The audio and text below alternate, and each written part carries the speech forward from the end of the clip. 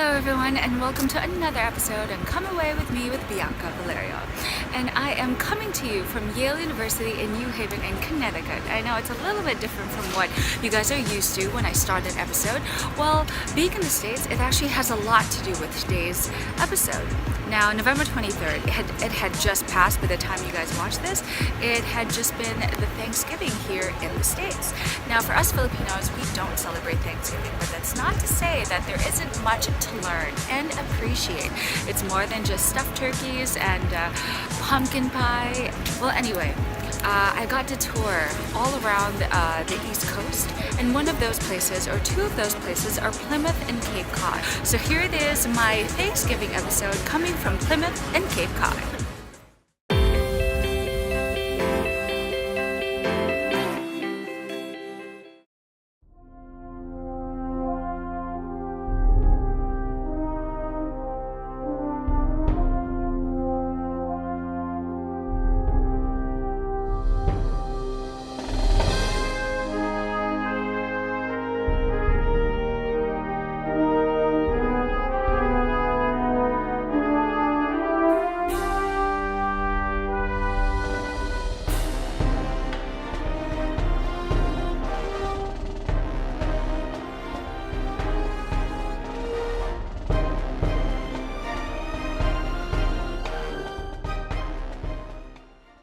So we're here at like the Pilgrim Village.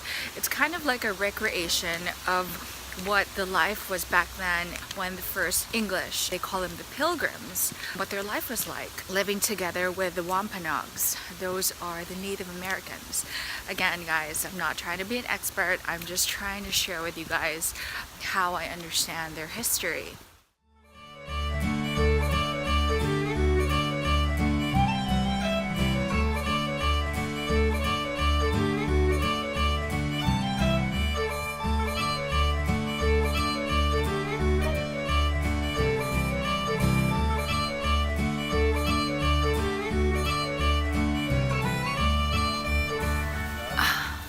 So apparently you can enter into any one of these places and you can ask questions.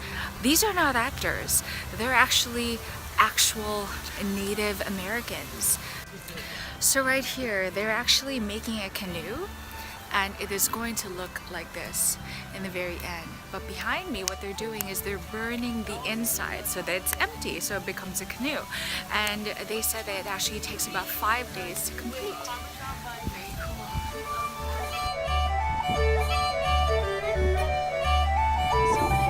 So she was just sharing that the meal that they're preparing is quail with garlic and something else. But what I like is the pumpkin stew, which has cherries and looks really, really good. And this is just like in the Philippines, to grind, I don't know, pepper, grains.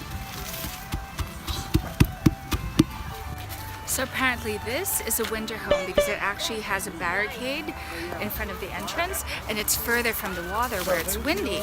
Now that over there, you see that? That. That is a summer home. It's by the water. It's not because it's smaller, but it's windier, so there's more circulation inside. Okay, now apart from learning how, the Wampanoags actually lived, apart from that, or how the first settlers lived, you can actually buy some of their handicrafts, like their pottery, like their breads, and they actually show how they painstakingly make it for further appreciation of their culture. Now we move on to the 17th century, and it actually says, I guess we're progressing to further times, and they said that the acting here, they're really going to stand true to what it was like in the 17th century. So I wonder what that is like.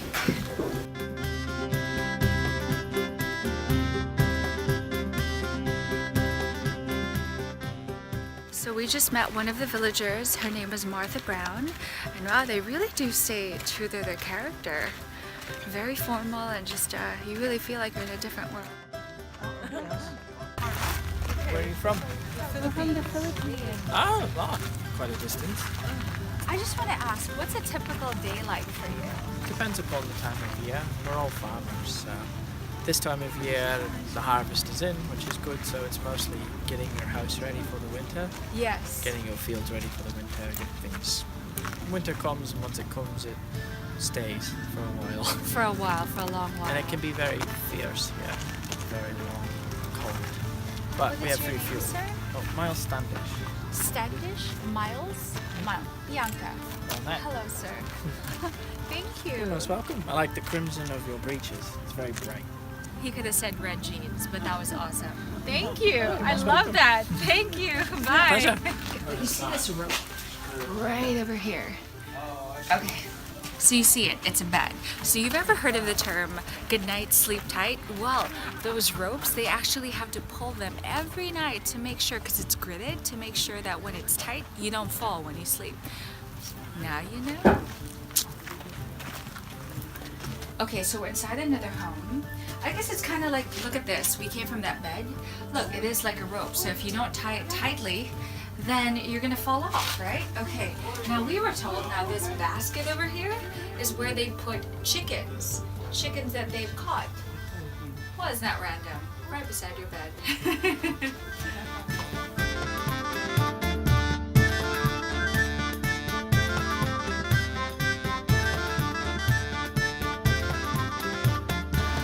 That is so nice. So it really is like an interactive museum experience. What's nice about this is, you know, it is like learning how the first Thanksgiving ever began. Well, how that started is because, you know, actually in a lot of cultures, whenever there's a good harvest, there's a big celebration because they outstood like the storm or they had good climate. So with that, their very first harvest as pilgrims here, they celebrated with a 3-day Thanksgiving. So that's why it was called the first Thanksgiving from the first harvest. Pretty cool.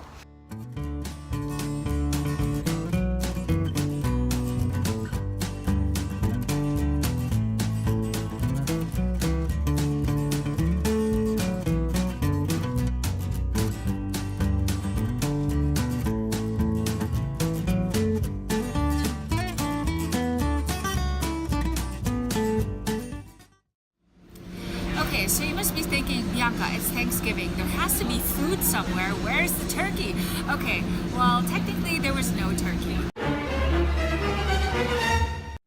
And in fact, they don't even really understand why turkey is like the national symbol for Thanksgiving. Because, you know, there are other animals that are actually served during the Thanksgiving feast. But anyway, here's what I did have in relation to Thanksgiving, because I had the best clam chowder from Cape Cod. It's at Captain Parker's. Check this out. So allegedly, no, not allegedly.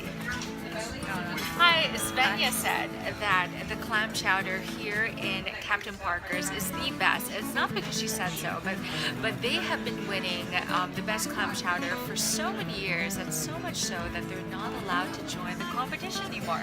Correct? That's right. Absolutely right. Okay, so we shall give it a try.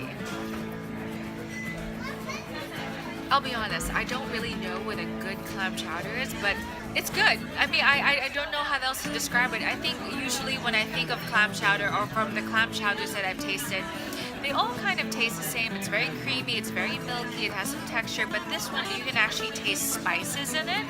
Give it one more try. It's very chunky.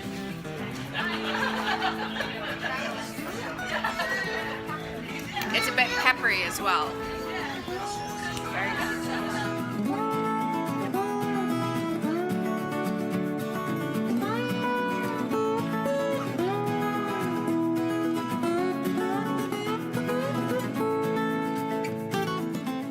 Okay, now that I'm really having a lot of it, this clam chowder, now I can really say that it has so much depth of flavor. Actually, my area. It's not just very milky, but you can actually taste the pepper, and it really grows. It's a buildable flavor in your mouth. Really good.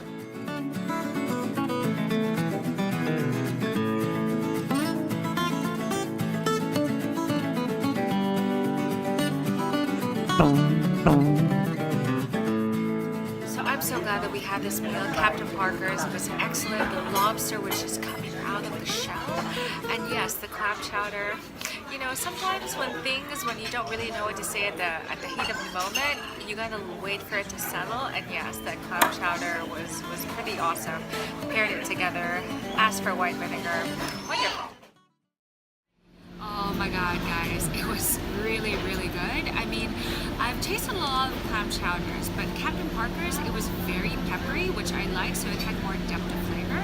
And of course, the lobster. Who doesn't love lobsters? Even if you don't have seafood, I mean, just looking at it, if you're allergic to it, but certainly it was really such a beautiful meal that we had. Now, Cape Cod, I know that I'm sharing this with you because Cape Cod is really where it all started. With history, but because the British settlers couldn't really handle the weather, they had moved in the settlement, or they started settling in Plymouth instead. It's actually quite coincidental with exactly what happened to us. See, Cape Cod is a vacation destination in the summer, and because we had gone in the fall, a lot of stuff were closed. As you can see, it was quite gloomy. It was even a bit of a rainy day, so I'm sure during the summer it is absolutely thriving. But at least we got to have the best clam chowder at Captain Parker's.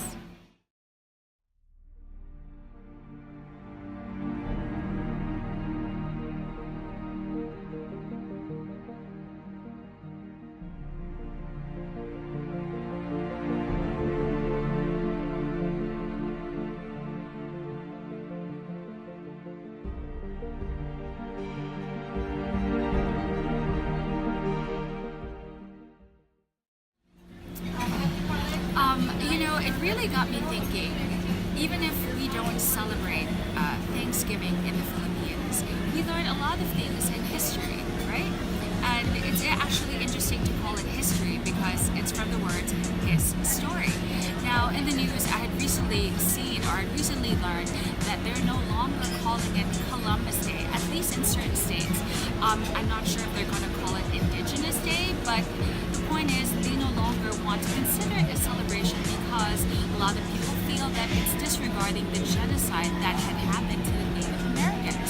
So, you know, there are a lot of things that we learn in school, and even if we learned it when I was a little girl, it doesn't mean that just because there are certain stories that have been told. I was actually watching the news earlier, they said that, but hey, you can't change the facts. History is history.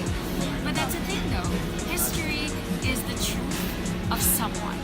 And it is based on a certain perspective of a certain person. So even if we can't really change the story anymore, we can change how we tell the story, how we understand it, not looking at only from the conqueror or the invaders of the British, but also from the Native Americans who had lost their lives. There's always many sides to a story, and for us to truly appreciate everything that happened that have made us today, not just a country, but a whole country, all working together, then it's only right that we pay tribute to everyone involved. I tell you, the best way to really learn is to travel, to go out there and just see the world.